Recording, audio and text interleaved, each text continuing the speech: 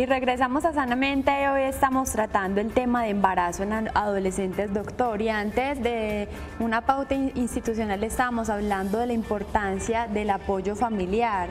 ¿Cómo deben los padres actuar al enterarse de que su hija adolescente está en embarazo? En muchas ocasiones hay recriminaciones, reproches. ¿Cuál es la mejor forma en la que ellos pueden contestar ante tal noticia? Yo diría, Luisa, que la respuesta de los padres ante el embarazo de los adolescentes en parte se debe a que se sienten fracasados y entonces reaccionan como fracasados. Y cuando uno se siente fracasado y reacciona como fracasado, lo único que hace es agredir al otro y quererle echar las culpas al otro para no asumirlas de uno. Uno como padre, si un adolescente se embaraza, lo que tiene que hacer es sentarse con esa adolescente, es diseñar una estrategia y mirar cómo vamos a ayudarle a que asuma esa responsabilidad y cómo vamos a asumir todos la responsabilidad. Porque lo que hay que evitar fundamentalmente son todos los daños psicológicos y todas las consecuencias socioculturales y económicas que trae ese embarazo. Una vez el embarazo está, hay que asumirlo y a partir de ahí es de establecer cómo generar una buena situación emocional para que ese embarazo pueda cursar con todas las de la ley, por decirlo así, y realmente la criatura que viene y la niña que está en embarazo puedan seguir adelante su vida. Y los padres ahí, a partir de eso, tenemos una gran responsabilidad, lo mismo que los abuelos y las tías. Y no simplemente expulsar al adolescente de la casa, que lo hacen en muchos casos, o hacerla sentir supremamente mal, porque a partir de ese embarazo se pueden traer muchas consecuencias funestas, como lo decíamos ahora, que son muy graves para el adolescente, llevándole incluso al suicidio. Y tenemos una llamada, está con nosotros Cecilia Toro, ¿cómo está? Muy bien, ¿y usted? Muy bien, muchísimas gracias. Cuéntanos cuál es su pregunta. Al doctor, muy bien, ¿y usted? Muy bien, Cecilia. Mi pregunta es, a mí me operaron de la tiroides y buenos días, doctor. La pregunta mía es, a mí me operaron de la tiroides y el doctor, el oncólogo, me cambió el tirosín por 75 y yo veo que yo soy pues bueno, no soy como primero que tenía ánimos. Me levantaba a las 6 de la mañana, ahora me da lidia levantarme con pereza, no tengo los ánimos que tenía antes. A ver si yo puedo cambiar el tirosín que estaba tomando de 100,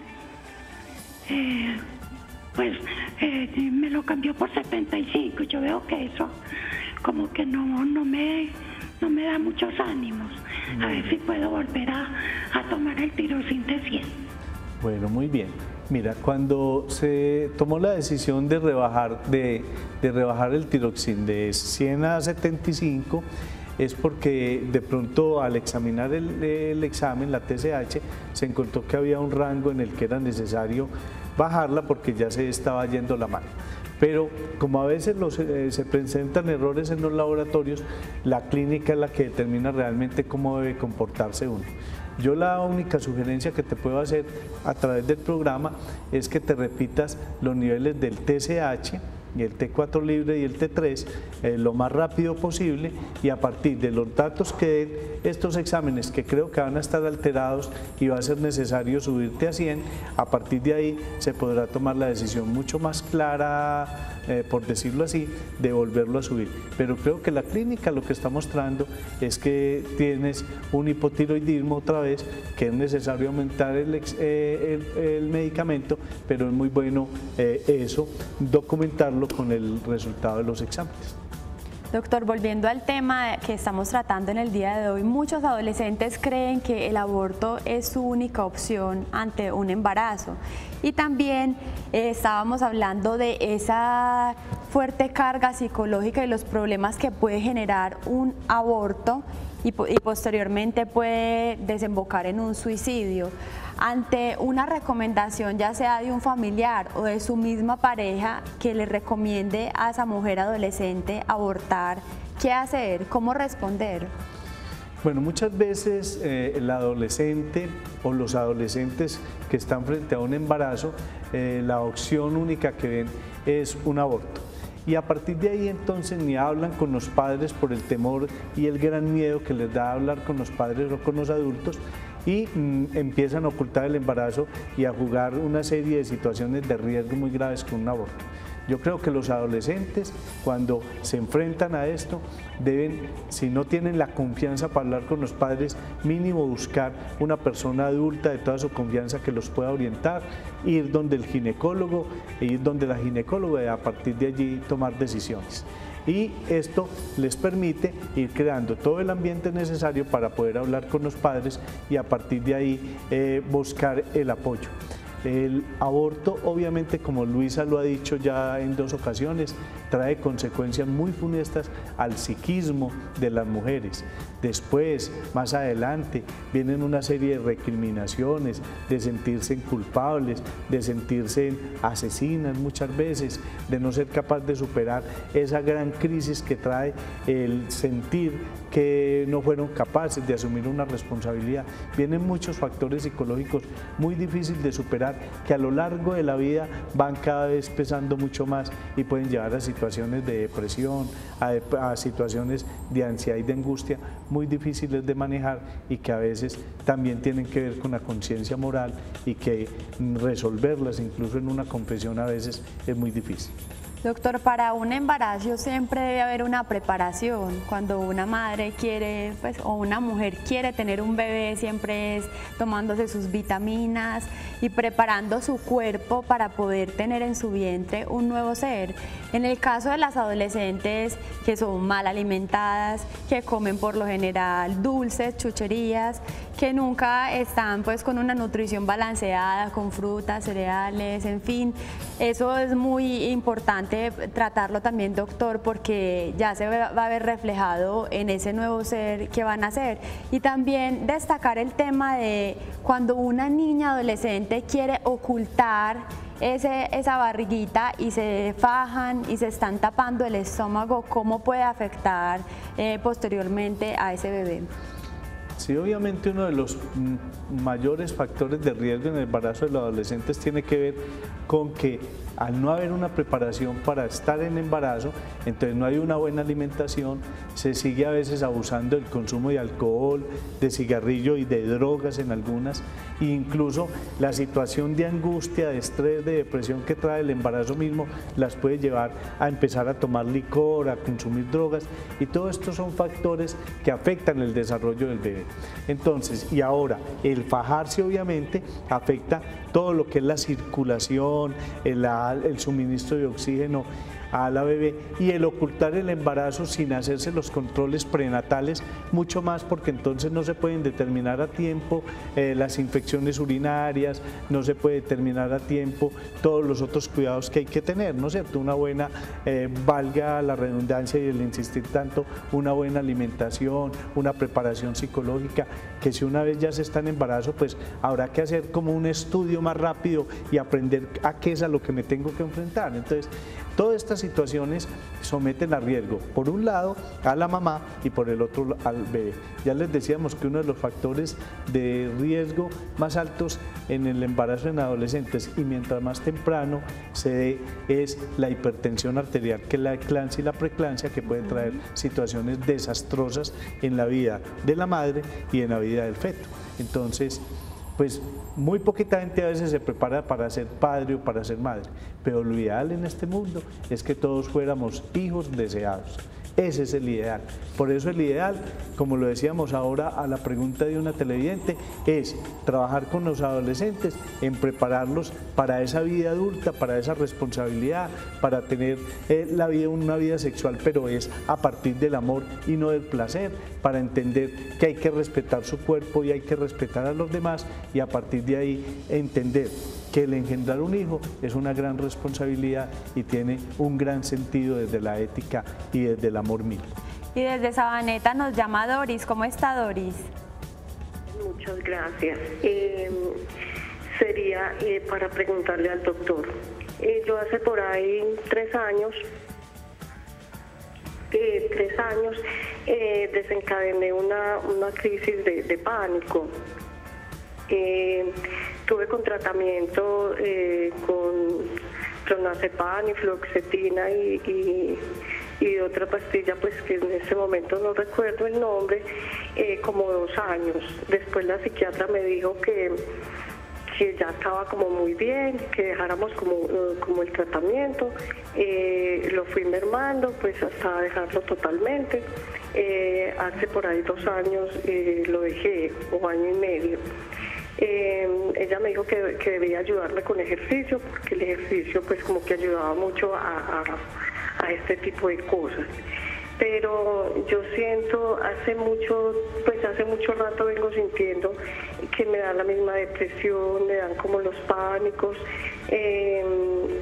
me está como dando de nuevo ese tipo de síntomas que yo tenía. Entonces yo quisiera preguntarle al doctor qué debo hacer y de pronto cómo me puedo, pues en qué teléfono puedo comunicarme con él, que quiero una citica hace rato y lo he mirado por internet, el número que está ahí pues nunca me contestan, entonces no sé cómo tener como una cita contigo, doctor. Muchas gracias. Hasta luego. Bueno, muy bien. Indudablemente cuando uno está haciéndole el tratamiento para el pánico, el trastorno mixto de ansiedad y depresión que tienen muchos pacientes, la ansiedad generalizada, uno debe mantener el tratamiento por el tiempo que sea necesario.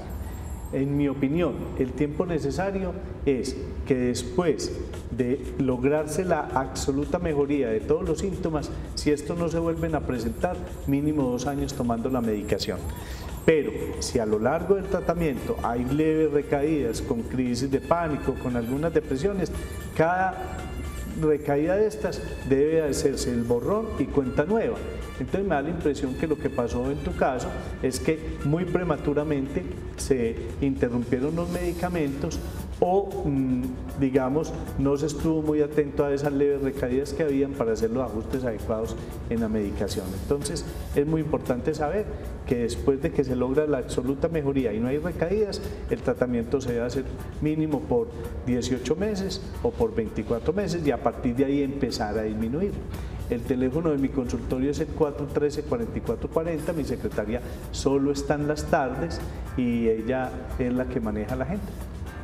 Doctor, las estadísticas indican que el 50% de los casos de deserción escolar tiene que ver con un embarazo en adolescentes. ¿Cuáles son las estadísticas en Medellín sobre este tema y qué política pública se está implementando para mejorar en este tema? Bueno, los estudios que se han hecho en Medellín han demostrado pues que en los barrios con estratos 1, 2 y 3 más, digamos, donde hay más concentración, es donde mayor número de embarazos en adolescentes hay. Por eso allí se han venido desarrollando programas muy importantes de política pública, de educación en la sexualidad, de temas de oportunidad a los y a las adolescentes, en temas de educación sexual, en temas de intentar impactar en la violencia intrafamiliar, pero también de enseñarle a los adolescentes todos los riesgos y todo lo que implica ser o convertirse en padres o en madres. Entonces, esa política pública, digamos, se ha ido implementando. Encontramos que en Medellín, al igual que en Antioquia, las cifras de embarazo en adolescentes son mayores que en el resto del país. Se puede decir en términos generales que en Antioquia el porcentaje de embarazos entre 10 a 19 años es del 23 al 24% del número de embarazos que se dan en población general. El de niñas de 10 a 14 años es aproximadamente el 1.3%, que es una cosa muy alta, muy grave. Entonces se han venido trabajando esas políticas públicas, pero falta mucho más obviamente en ese sentido y mucha más corresponsabilidad por parte de los padres, que son los encargados en educar en valores, en educar en todos los temas de cómo aprender a amarme y a respetarme, y obviamente hay que enfrentar mucho más el tema de la violencia intrafamiliar, la falta de oportunidades y el tema de las bandas al interior de los barrios, que son las que presionan mucho más a las niñas en el tema de la sexualidad, incluso obligándolas desde muy temprano, porque las niñas se han vuelto un botín de guerra en este país y no hay políticas públicas que enfrenten ese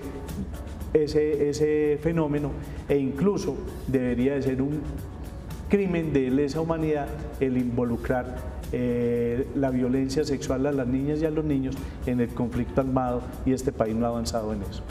Son muchas las circunstancias por las que pasan las adolescentes al enterarse que están en embarazo, sobre todo el rechazo que pueden tener de su familia, de sus mismos amigos, el rechazo que pueden tener a esa bebé que van a hacer y los problemas que se van a generar en la familia. Vámonos a unos mensajes institucionales y regresaremos profundizando en este tema, y además le daremos respuesta a algunos correos electrónicos que nos llegaron durante la semana.